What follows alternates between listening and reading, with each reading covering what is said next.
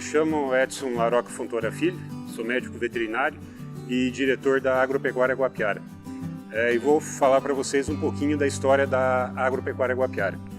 A Guapiara é uma empresa do Grupo Latour, que tem sede em Jundiaí, em São Paulo. Uma empresa que originalmente começou a trabalhar com reflorestamento, matéria-prima, né, a madeira para a indústria do fósforo, a qual a Latour tem. E a Guapiara trabalha com agricultura, pecuária e reflorestamento. Falando especificamente em pecuária, a Guapiara está na pecuária há cerca de 20 anos. O projeto da pecuária da Guapiara foi montado inicialmente para aproveitamento dos subprodutos da agricultura. Começou a confinar alguns bois, começou de uma maneira bastante amadora para realmente aproveitamento desses subprodutos.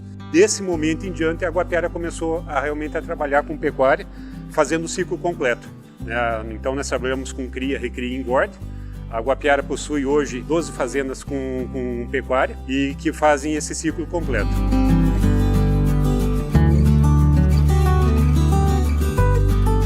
Olá, seja muito bem-vindo ao Bate-Papo Guapiara. Este que será uma série de 4 episódios onde vamos falar sobre nutrição, genética, sanidade e mercado de carne premium. Lembrando que essa é uma realização do jornal O Presente, da Agropecuária Guapiara e também Topics Norsvin. Lembrando também dos nossos patrocinadores para este quadro, que é a Nutron Cargill, Biogênesis Bagó e a Selection Beef. Quem vai começar este bate-papo conosco hoje, falando sobre nutrição, é o diretor da Agropecuária Guapiara, Edson Fontoura, e também o diretor-presidente da Topics Norsvin, André Costa. Muito obrigado pela participação de vocês, disponibilidade, para a gente falar um pouquinho sobre a nutrição desses belíssimos animais que temos hoje aqui na Agropecuária Guapiara. Nutrição e técnica de manejo são adequadas hoje e fundamentais para um bom desempenho na bovinocultura moderna, Edson? Não tem dúvida, Wesley. Se você quiser atingir determinados mercados de carne de qualidade, de carne em premium e, consequentemente, um mercado que te remunera melhor, você vai ter que ter uma nutrição super adequada para você chegar aos índices produtivos e de qualidade que a gente almeja, né? Então, a nutrição não tem dúvida que é fundamental, junto, claro, com o manejo nutricional, né, que não é só simplesmente você ter o alimento, mas saber direcionar o alimento para cada categoria animal da maneira de fornecimento adequada, né? É essencial isso, né? Sem dúvida. E a suinocultura também vem no mesmo caminho da bovinocultura, né? Hoje a gente trabalha muito com esse conceito da nutrição de precisão, que é você aportar, né, os nutrientes necessários naquele momento, naquela etapa de vida do animal, olhando esses dois aspectos, né, que o Edson trouxe, né? Não só o aspecto de eficiência, né, e desempenho do animal, já que nutrição, né, tem um custo hoje bastante importante dentro do sistema de produção, mas também no sentido de você atingir as especificações necessárias quando a gente fala, né, em termos de qualidade de carne, qualidade de carcaça, rendimento, né, dos animais no frigorífico e no abatedouro, né? E quando a gente fala sobre uma maior eficiência na produtividade, como se obter hoje isso na criação de bovinos, Edson? Tudo começa com a vaca gestante, né? Vamos iniciar o processo. Muita gente falando de pecuária de corte, ainda tem aquela mentalidade que a vaca prenha é o pior pasto. É um animal que já está gestando, eu não preciso dar uma nutrição tão boa para ela. E é muito pelo contrário. Se você quiser chegar naquele objetivo final, né, de um animal como esse daqui, a programação fetal, né, o que esse feto vai estar consumindo de nutrientes da vaca é de suma importância.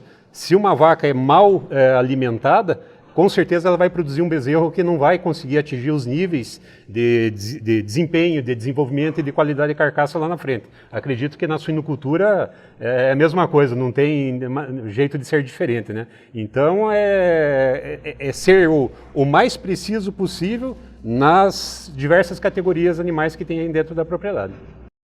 Sem dúvida.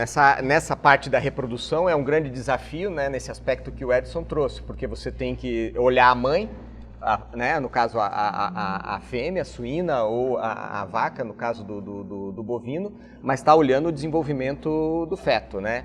E esse aspecto, né, de hoje, esse conhecimento em relação a que a nutrição da mãe já impacta, né, na formação das fibras musculares do feto, e consequentemente isso vai impactar na qualidade, né, da carne desse animal quando chegar até o abate. Esse trabalho, sem dúvida nenhuma, é um trabalho bastante importante. E entra num outro aspecto também, que é a permanência desse animal como um reprodutor, né? Hoje o custo de reposição é bastante alto, então você tem que olhar a longevidade tanto da vaca quanto da porca, e para isso ela precisa ter o aporte nutricional para, como se diz, para si e para os fetos, né? No caso do suíno, que é multípora, né? Vários fetos ao mesmo tempo, ou no caso mesmo do bovino, né? O que a gente visualiza hoje, tanto nos bovinos quanto em suínos, é o ganho de peso. Hoje o produtor ele quer isso, né? Ele quer uma qualidade boa de carcaça. E qual a estratégia hoje que vocês têm nutricional para isso? A gente já falou, né, do bom manejo, da forma de trabalho, mas e a prática nutricional disso, como que funciona? Vai depender muito, falando no caso da bovinocultura, Wesley, da categoria animal que você vai ter para ser engordado. Vamos falando de confinamento aqui. Aqui mesmo, nesse confinamento, hoje a gente tem alguns exemplos. Nós temos animais já em dieta final de terminação, como tem animal em dieta inicial. Então, cada categoria, com cada peso, é pensado uma nutrição específica para aquele animal, né? Levando-se em conta a energia, a proteína, tudo mais, para que não exista um achatamento, né, de ganho de peso desse animal, né? Se eu colocar muita energia logo de cara, esse animal ficar o famoso boi bolita, né, que é uma bolinha de carne, deliciosa, mas para frigorífico e para rendimento para o produtor, ruim. Para cada categoria e para cada peso dos animais que estão aqui no confinamento, é idealizada uma dieta, né, equilibrada para que ele tenha o máximo de desempenho possível. A gente falando desse planejamento todo, qual é a vantagem de se ter esse cuidado, de se fazer esse manejo nutricional, esse planejamento nutricional? O resultado, sem dúvida nenhuma, é o financeiro. Esse é o principal. E é o que o produtor busca no final, né? Porque você não é produtor de carne, você é produtor de dinheiro. O final de tudo é isso daí. Vamos dizer, eu tenho uma propriedade que termina X mil bois por ano. Legal. Assim, para aparecer na reportagem, na notícia, é legal. Mas quanto que esses tantos mil bois nos deixaram de valor, né? Então, tem que ser pensado como empresa. Se não houver esse planejamento, com certeza o resultado financeiro vai ser o primeiro a ter problema, né? E você pode até ter um resultado zootécnico razoável, mas o resultado financeiro não tem dúvida nenhuma que vai ser prejudicado. André, na suinicultura está nesse segmento, né? Não tem mais como mudar, né? Da mesma forma, né? E esse aspecto que o Edson colocou é extremamente importante, né? O produtor, ele não produz cabeça, seja de suíno, seja cabeça de bovino, ele produz carne. E para produzir aquela quantidade de carne, ele gasta X, principalmente, né, como a gente já falou, quilos de ração. Então, você ter a quantidade necessária, com os níveis necessários, né, encontrar esse balanço é fundamental. Não posso dar menos que o meu animal não desenvolve. E o que eu der a mais, eu vai estar perdendo, vai estar jogando fora, né?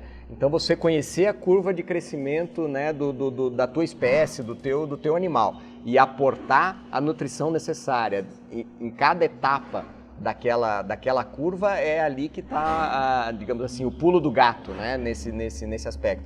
Olhando o resultado financeiro, eu tenho que entregar aquele produto que o mercado está exigindo em termos de qualidade, mas eu tenho que olhar o resultado financeiro olhando a sustentabilidade do negócio. Então, a nutrição, ela evoluiu muito nesse aspecto, nesse sentido, né? Hoje, os nutricionistas trabalham muito exatamente em conhecer essa curva de crescimento dos animais e quais são as exigências em cada etapa da curva e como que a gente vai atender essas exigências, nem menos e nem mais. E aí que está o profissionalismo, né, que vem cada vez maior dentro da agropecuária. E isso faz essa diferença que o Edson colocou, entre você ganhar dinheiro ou perder dinheiro. Mas você saber que você é produtor de carne, esse é o teu negócio. Esse é o teu negócio. E Edson, a gente vem num período aí de estiagem, de seca, né?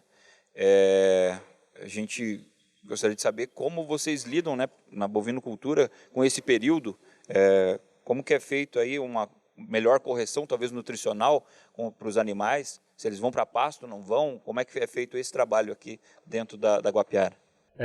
Falando aqui nessa fazenda que nós estamos aqui, que é uma fazenda de recria e terminação, é uma fazenda até tranquila de se trabalhar por esse aspecto, porque a nossa cultura de inverno, né, da parte de agricultura, ela é pastagem. Então nós não plantamos cevada, não plantamos trigo, nossa cultura é pasto para a recria dos animais. Então a gente tem uma disponibilidade bastante grande de comida nesse período de estiagem que a gente está passando. Mas, por outro lado, agora começamos a ter que tirar os animais da pastagem em função do início do plantio da soja e do milho. Mas foi planejado de ter o confinamento. Então eu estou tirando o animal da pastagem e estou colocando no confinamento. Por esse aspecto, aqui uma fazenda como essa é tranquila de ser trabalhada. Você consegue adequar bem, desde que tenha um planejamento mínimo, né? O problema maior eu acredito que seja até nas fazendas de cria. Que daí sim, as fazendas de cria da Guapiara, elas estão praticamente todas na região no município do Laranjal. Região com topografia bastante acidentada, região que o trabalho com trator é bem difícil, né? Então é uma região um pouco mais difícil. Aí vai o planejamento estratégico, seja de reserva de pastagem para esses períodos críticos de seca, ou seja na nutrição também via coxo, para que determinadas categorias, como o caso de novilha prenha ou até de novilha que vai entrar em reprodução, não sintam tanto esse período de estiagem. Para a suinocultura já é bem mais tranquila essa relação, né, André? Mais ou menos. A suinocultura ela trabalha, né, 100% confinada, então a gente não depende diretamente nesse aspecto e nesse sentido. Mas, por outro lado, uma época de estiagem, algum problema de safra e tudo mais, impacta na disponibilidade e, consequentemente, no preço das matérias-primas, né? Então, a suinocultura ela acaba sendo impactada dessa forma. Maior ou menor disponibilidade. E hoje, falando de matéria-prima para a suinocultura, é milho e soja, né? Então, se você tem algum problema, né, nas lavouras de milho e de soja, isso vai impactar diretamente na questão de custo, né, de alimentação do suíno. Esse é o principal aspecto, né, nesse sentido, né. E hoje um pouco menos, mas você também pode trabalhar nutrição verão, inverno e tal, mas hoje como suinocultura também está investindo cada vez mais nesse aspecto de ambiência, você tem aí uma menor influência também nesse sentido em relação ao ambiente dos animais, e aí você consegue trabalhar com uma nutrição única ao longo de todo o ano, né? E para complementar esse nosso bate-papo sobre nutrição, vamos ouvir o que o Renato Macedo, coordenador técnico da Nutron Cargill, tem para nos falar. Bovinos são ruminantes. Ruminantes consomem capim. A base da nossa operação, com o grande volume de animais que nós temos em ciclo completo, consomem fibra digestível. Consomem capim, nas suas diversas formas, capins tropicais, de formações permanentes, capins de inverno, culturas temperadas como aveia e azevém. Ou seja, o nosso inventário de alimento é muito bem feito para que a base da nutrição dos nossos animais seja a mais adequada possível. Atentando a essa premissa que ruminantes consomem capim, toda a nutrição do nosso rebanho ela é feita com base, com foco, com viés de uma nutrição de precisão. Ou seja, tudo que nós temos de ausência, ou seja, tudo que nós temos que suplementar nutricionalmente pelas diversas tipos de capinas, nas diversas épocas do ano, nós fazemos via nutrição de precisão. Dentro da pecuária de corte nós temos duas categorias basicamente, animais que já cresceram, animais acima de 48 meses e animais que ainda estão crescendo. As vacas e touros adultos se enquadram no primeiro grupo, animais que já cresceram, uma nutrição à base, basicamente, 99% de capim e sal mineral, com as suas formulações específicas para as épocas distintas do ano, de período chuvoso, de período seco, e anos que tem geada, anos que não tem, anos que chove no cedo, anos que não chove, ou seja, a nutrição é feita ano a ano, mês a mês, nossa atenção é total com relação à qualidade da nutrição das nossas matrizes.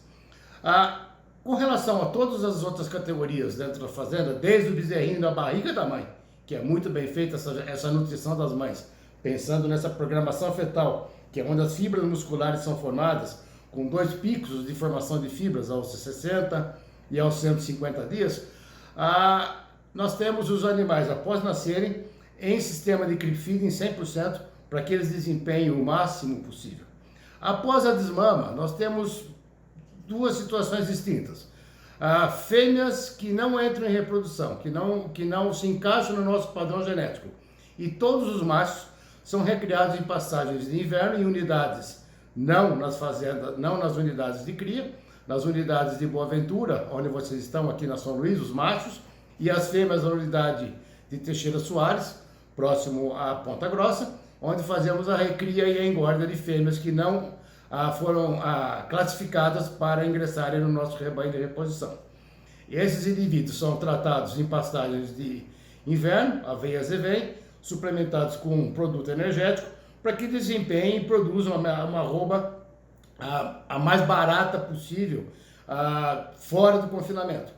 Ao ingressar em confinamento, esses indivíduos são tratados de acordo com seu peso, seu estágio evolutivo, para que eles cresçam o máximo possível, e no momento adequado a gente transforma a sua dieta em dieta de terminação, uma dieta com bastante energia, para que eles depositem o máximo de gordura e façam uma carcaça premium, que é o que o mercado aplaude, o que o mercado busca e que o mercado nos assedia tanto há tanto tempo. Com relação à recria dos nossos animais, das nossas fêmeas, nas fazendas de cria do Laranjal, como nós trabalhamos com a categoria de fêmeas super precoces, expomos nossas bezerras à reprodução aos 12, 13, 14 meses, ou seja, você desmama uma bezerra em abril, maio, e essa bezerra entra em reprodução, vai ser inseminada junto com a sua mãe em novembro, dezembro. Ou seja, é um desafio enorme, é uma exigência enorme. Passado isso, vem a fase seguinte, que é realmente, essa sim, a categoria mais frágil, sensível e exigente de todas, que são essas bezerras quando parem o seu primeiro bezerro aos 23, 24 meses. Temos uma atenção muito especial com esses indivíduos, para que essas bezerras reconcebam e que desmamem excelentes animais. As secundíparas, que vão já estar parindo o seu segundo bezerro aos 40, 42 meses, são animais com bastante exigência, mas a gente consegue administrar com mais facilidade. Ou seja, a nossa nutrição de precisão, ela atende desde a vaca adulta, passando pela programação fetal dentro do seu ventre, bezerro mamando em sistema de creep feeding, recrias de macho e fêmea pasto, dependendo se em pastagens de temperadas ou em pastagens tropicais, e os animais em terminação dentro de confinamento. Isso tudo com um foco muito grande na sustentabilidade financeira da operação, porque, como todos já disseram, nós produzimos carne, mas basicamente nós produzimos dinheiro. E a gente, para produzir uma carne com esse padrão, a gente tem um investimento muito alto, a gente tem que ter garantia do retorno sobre todo esse empenho que a gente tem. Poxa, muito bacana, muito obrigado Edson, muito obrigado André por esse bate-papo, por essas explanações, para esclarecer um pouco, né, do mundo do agronegócio, o mundo da bovinocultura, da suinocultura, para os outros produtores saberem em que pé está e onde que eles podem investir. Muito obrigado, Edson. Obrigado a vocês. Obrigado, Edson, pela oportunidade. É isso aí, gente. Vocês continuem acompanhando. Teremos mais quadros referentes a este papo da agropecuária Guapiara aqui no Presente para você. Até a próxima.